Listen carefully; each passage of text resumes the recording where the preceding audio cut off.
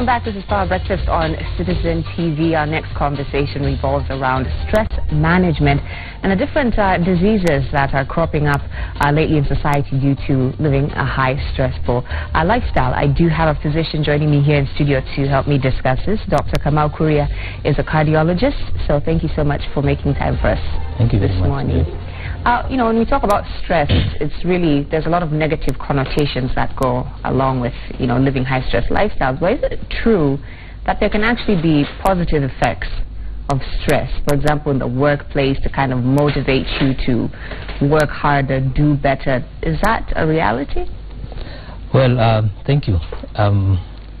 You know, when I was first asked to come for this interview, I thought it was very interesting. You're asking a physician and a cardiologist to come and talk about stress, and those are issues that in the mainstream medicine we know it's a major cause of health effects, but we're always trained to think about it last, or to consider it as the last thing when it comes to causing disease causality.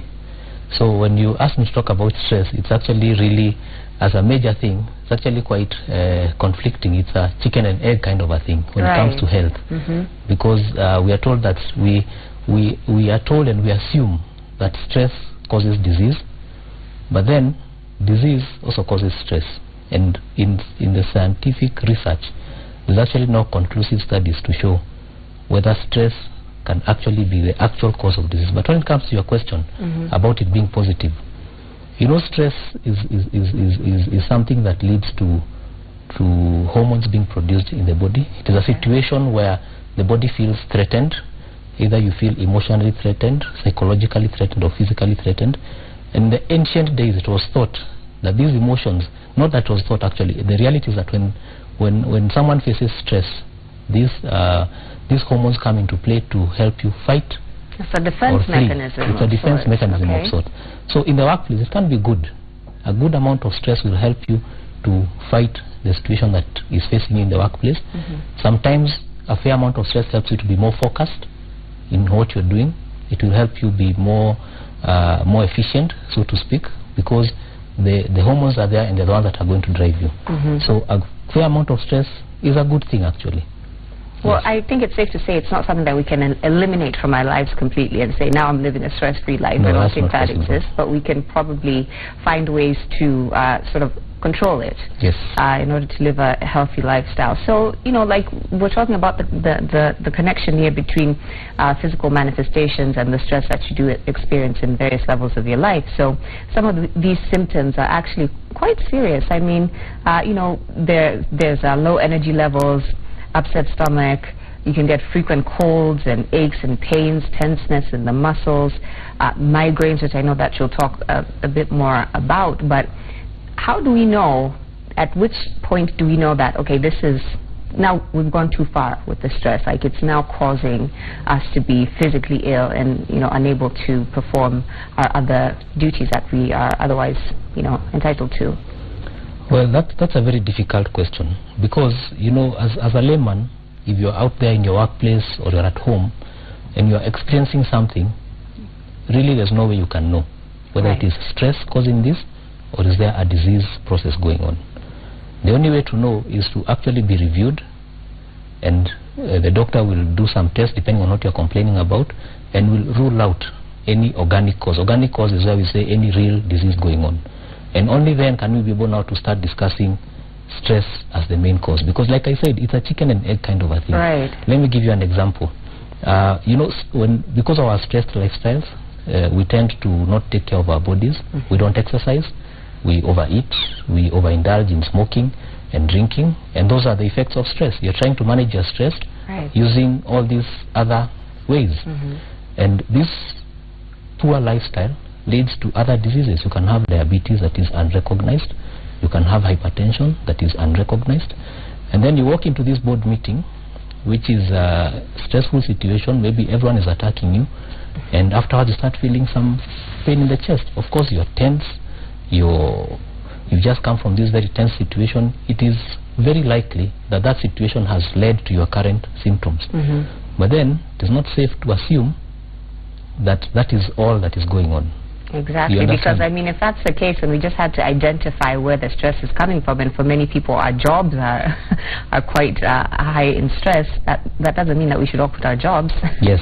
It means that we should find ways to manage it. Yes, you should find ways to manage your stress, and part of this is just being self-aware, just taking time to listen to what your body is telling you.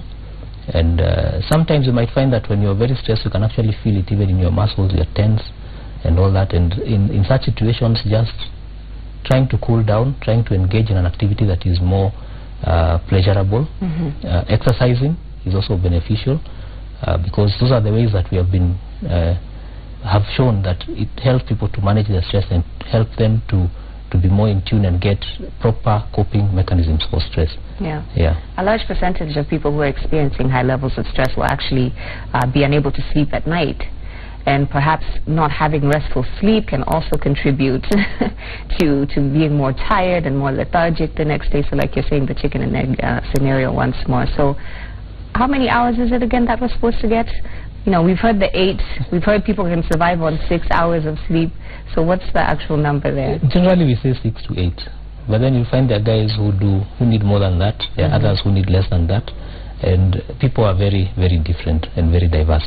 And now that you mentioned sleep, lack of sleep actually has been connected to many things. It has been connected to hypertension, has been connected to depression, has been connected to if you are already hypertensive, very poor control of the hypertension. People who don't sleep well at night tend to sleep during the day when they're at the wheel and all that. So stress, you know, it covers all areas of your life, and when we try to manage it in one way or another, that is always recommended. And the other thing about stress is that sometimes you don't feel it. Sometimes there are people who may be having a very stressful lifestyle, but they don't feel that they're stressed. You don't necessarily have to feel that you're stressed, because it's something that sometimes works within your subconscious. And sometimes those are the people that we find very difficult to help, even when they come to the office, because you're trying to look for stress factors. They tell you, yeah, I'm having some difficulties at work, but that is not stressful. It's not stressing me. Or yeah, my husband is not good, he's treating me badly, but I'm used to it. That's not stressing me. It cannot be the cause of this chest pain that I'm feeling. So it becomes very difficult to know how to handle such people. And you find that they move from one doctor to another, from one hospital to another, and they just don't get solutions. Not really knowing what's going on. Now, as a cardiologist, how real are the potential effects of stress on our heart health, so to speak? Like how real can this actually get? Because you've talked about it having many other factors that are affecting, you know, being able to contract these diseases like diabetes and, you know, etc. So maybe you can speak on that aspect as a cardiologist. Well, it's very real. Like I said, stress affects our lifestyle. That is thought to be the gateway through which stress brings in disease in most situations. It is why it has affected your lifestyle. You're living badly, so to speak, not eating well, not exercising, not getting enough sleep, and all those things, they become like a vicious cycle, whereby if you're eating badly, if you have like a family history of diabetes, you're likely to get diabetes, and then you get that diagnosis of diabetes, you get more stressed, and you're told now you're supposed to reduce on this, do this, exercise like this. You know, that stress level just builds up. If you're not able to cope with it, it leads to poor management of your diabetes, poor management of your hypertension. Then you end up getting now the problems that come from diabetes and hypertension, which is now the heart attacks, the heart failure, kidney problems, stroke, all those things, which then lead to, you see, so it becomes a very, so it's real. The issues of stress are very real. And when people have a chronic illness, we always like to work with people who manage stress better. Those are the psychologists, sometimes even psychiatrists, because when we notice that you may have a chronic illness, a real illness, you may have suffered a stroke, so you have a real illness that we are trying to treat, but then over and above that, you start having symptoms that sort of like magnify you. Whatever you're complaining about is out of proportion to the actual condition that you're suffering from. So sometimes we like to even refer such people to a psychologist or a psychiatrist who can help them. Psychoanalysis, and other techniques that they use to help them manage the stress, and in so doing you actually end up managing even the actual condition that is there. Yeah, and I guess that's also a fine line of when to sort of figure out when it is time to see a psychologist or a psychiatrist for stress-related issues, because a lot of times we feel like we can just take care of these things ourselves. I'll work a little bit less, I'll try and sleep more, I'm fine. But knowing when to take that next step to get help can also be tricky. Joy, it's very interesting because I think it has something to do with our African culture, nature and African culture. Because when you go to the West, seeing a psychiatrist is not considered to be a big deal. It's just another doctor. You come and we chat the way we are chatting, and he tells you what he thinks and tells you try this, try that. It's not really a very big deal. But here, it's like you said this person is irredeemable, right? Cannot be helped. Mental illness. And that's it. You're done. Yeah. So it's really a perception that we need to change as time goes on. Because once we realize that diseases are actually interrelated, it is one body. So anything affecting one part of the body is going to affect another part of the body. Then you begin to have your process towards healing. There are people who also experience frequent migraines, and it can also become something that they're just kind of accustomed to. Like, I always have this headache at this time of the day, and it's fine. Maybe you can talk about the seriousness of that issue and how to get help and what types of therapies are available for people who have been suffering with chronic migraines. Okay, first you need to get the diagnosis of the migraine right. So anybody who suffers from chronic headaches, severe headaches especially, they need to see at least a doctor to diagnose and make sure that there's nothing else happening. Because once you are sure there's nothing else happening, that's the only time you can say this is migraine. Because there's no particular test that it's a diagnosis of exclusion. You remove everything else, then you say, okay, this is most likely migraine. So and when you see the doctor, they're able to look for danger signs for a headache, and they'll be able to tell you whether this is really a migraine or. But now, when you come now to migraine, there are many triggers for migraine. Right. And different people with migraines have different triggers. And the funny thing is that even as we say that stress is there, it is not the cause, it's just a trigger. So you already are suffering migraine headaches, but stress becomes a trigger. And so some people, when they're able to manage the stress, they're able to reduce the triggers, so you get less of the headaches. And when it comes to migraine, also just one form of headaches. We have other headaches that we call tension headaches. Again, those ones are associated with stress. So in high stress periods, you'll find that there are more. There are guys who, if they're accountants, they'll have these migraines in January or headaches in January. Right. And then towards March, they just disappear, come again in January. So it does happen. So there are triggers. And for migraine, there are many other triggers.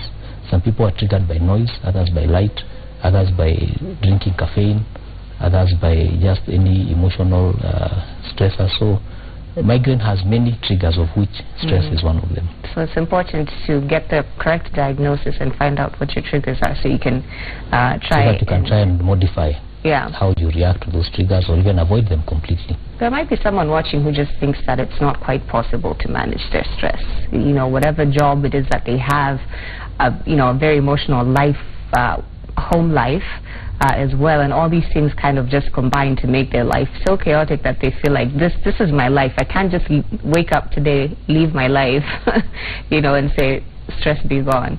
So to that person watching right now who doesn't think of it as feasible to even manage their stress, what would you say to them? I would say that like any other condition, you sometimes need to get help. There are people who are trained to manage issues of stress. They're able to look at the triggers. It could be that what you think is the trigger is not really the main trigger. You could be blaming your job for stresses that are actually at home, or vice versa. So there are people who are trained to talk to you. They ask questions that help to reveal what are the actual triggers to that stress, and then from there you can begin to get help. They show you techniques on how to handle stress. They show you how to listen to your body, so that you know when you're getting stressed, and then show you how to diffuse all that tension, so to speak. I'm trying to use layman language to explain what they do. But there's help. You just need to seek it. in this day and age of everyone having access to the internet and such, and it's very easy for you to go and search some of your symptoms online and decide, you know, maybe I have one of these health problems related from, you know, from stress or whatever it is. And I don't think doctors particularly encourage that. It's always great to come in and actually speak to a physician in person. But there are still people who will go and, you know, look up some of the things I talked about and said, yes, I have pains and I have low energy and upset stomach, you know, stress in my life is getting too much. To that person watching, what would your message be? My message would be that is very dangerous.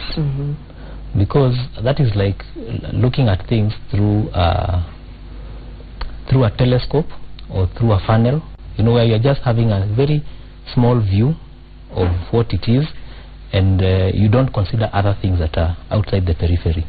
We call that Dr. Google. And sometimes Dr. Google is a real challenge for us, because on the converse, whereas someone may read and identify their symptoms as being stress related, there are also diseases that bring about those same symptoms, you know.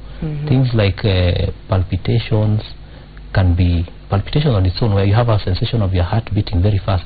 That can be due to stress, or it can be due to a real heart disease that is there. And it's very hard. You cannot tell the difference just by just reading. You need to have some tests done to rule out other causes. There are so many. For any symptom that you mention, there are like 10 other things that could be causing that same thing. True. So when you Google and you get the first page out there and you read it, you say, this is me. This is my diagnosis. And you could be totally wrong. Yeah. All right. I think the most important thing I've learned from our conversation is that help is available, and that we should seek out help to get a proper diagnosis before we begin to worry about you know, some of the health-related concerns to do with stress. So thank you so much to Dr. Kamau Kuriak, cardiologist, who's been speaking to us about stress and disease. And hopefully, if you are experiencing any of the symptoms that he's been speaking about, you will go out and get help. Willis Aburu is standing by. It's Fitness Tuesday here on Power Breakfast. He has been visiting various gyms around Nairobi, so he's going to have a little workout session for us coming up next.